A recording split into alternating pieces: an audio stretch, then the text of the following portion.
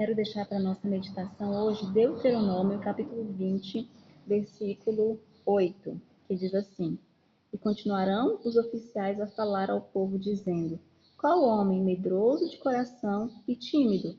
Vá, torne-se para casa, para que o coração dos seus irmãos se não derreta como o seu coração.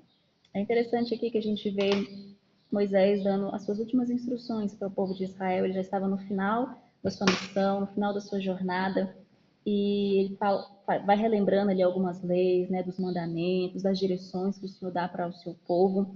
E aqui no capítulo 20 de Deuteronômio, ele vai falar a respeito das guerras, né, quando o povo saísse para guerrear.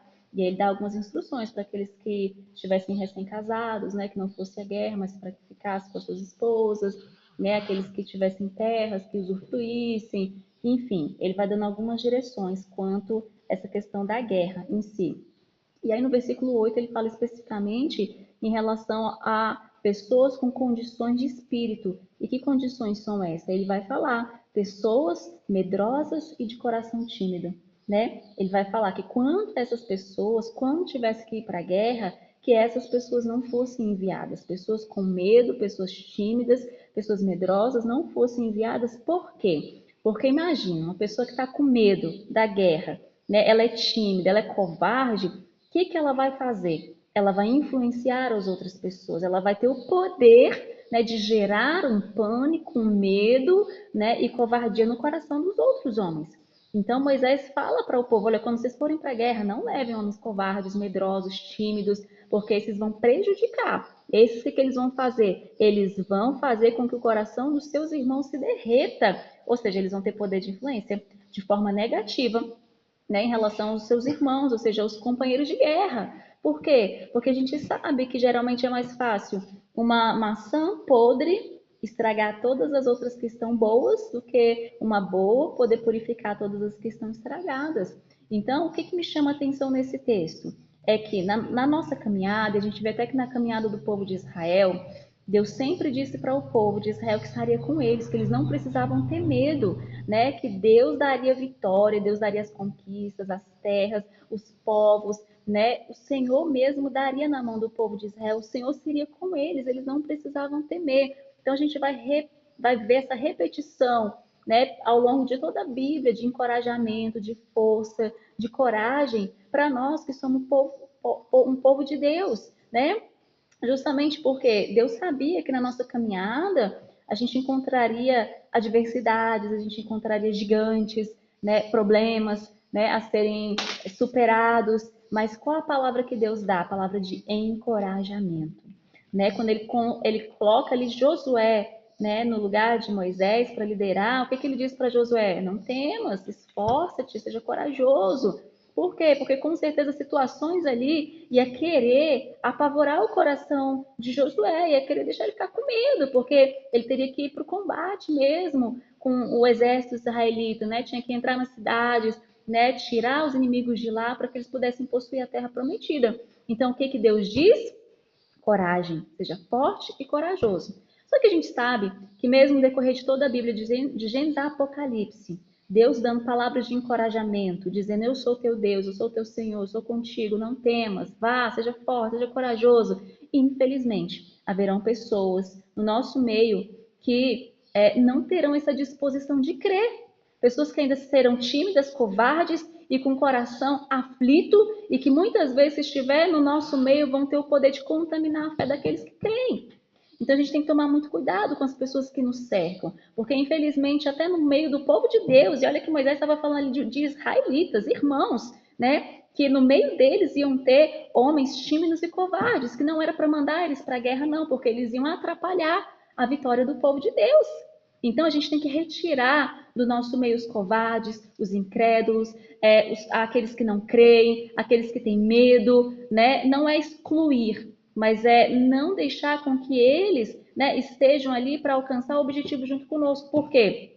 Porque eles podem nos atrapalhar, eles podem nos prejudicar, né, com medo do coração deles, com o pessimismo, né, com o sentimento de derrota, assim como foram os 10 espias, né, quando eles subiram ali na terra de Canaã para espiar, como Deus tinha mandado, né, a direção pelo líder, e eles voltam, e o que eles fazem? Eles entristece o coração de toda a congregação de Israel, dizendo: a terra é boa, mas tem gigantes lá, tem muitos desafios, nós não vamos conseguir, nós não vamos dar conta. Ou seja, líderes falando essas palavras para o povo de Israel. E o povo de Israel, infelizmente, eles creram nessa palavra de derrota e eles não alcançaram a terra prometida. Então veja como é muito sério essa questão de quem anda conosco, quem a gente vai levar para uma guerra, quem a gente vai levar para o campo de batalha, quem você convida para ter acesso aos seus problemas, às suas lutas, às suas adversidades, porque nem todos pensam como nós, nem todos têm a mesma fé, nem todos têm a mesma disposição de coração que nós temos. Então essas pessoas, a gente ora por elas, a gente intercede, e a gente deixa elas no limite delas.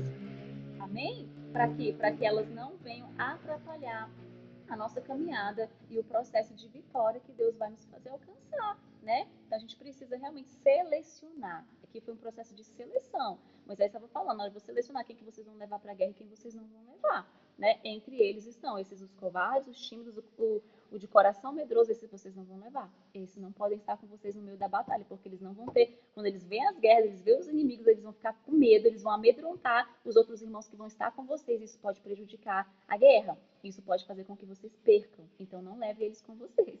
Não é que Moisés estava falando para excluir eles, mas era que a disposição do coração deles não seria a mesma junto com o povo guerreiro. Amém? Então entenda isso. A gente tem que amar a todas as pessoas que caminham conosco, mas a gente tem que entender que nem todos terão a mesma disposição de mente, de espírito e de coração. Então caminhe com pessoas da fé, caminhe com pessoas que não têm medo, que não são tímidas, que não são medrosas, mas pessoas que entendem o que diz lá em Timóteo, né? 1 Timóteo 1,7, que Deus não nos tem dado espírito de covardia, mas de poder, de amor e de moderação. É nesse espírito que nós precisamos nos levantar todos os dias para combater o bom combate.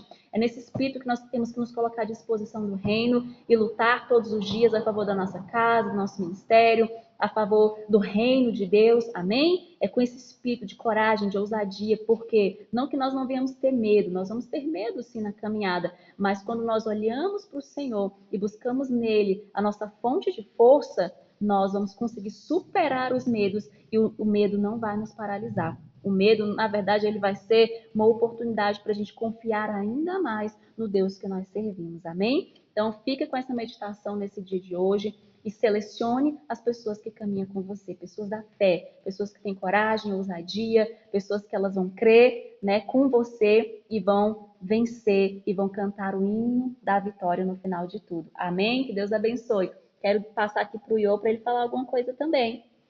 Quer falar, Iô? Não, quero não. Nadinha? Não. O que você está fazendo? Dever. Tá fazendo dever, tá estudando, né, filho? É. E quer deixar algum versículo bíblico, alguma palavra desse texto que a mamãe leu? Não. Tem certeza? Sim. Nenhum versículo bíblico? Pode ser qualquer um. Qualquer um. Salmo 133 e o Salmo 132. Que diz o quê? É pra ler, né? Então tá bom. Então depois vocês leiam aí o Salmo 133 e o 132? Uhum. Então tá bom. Então um abraço, que Deus abençoe.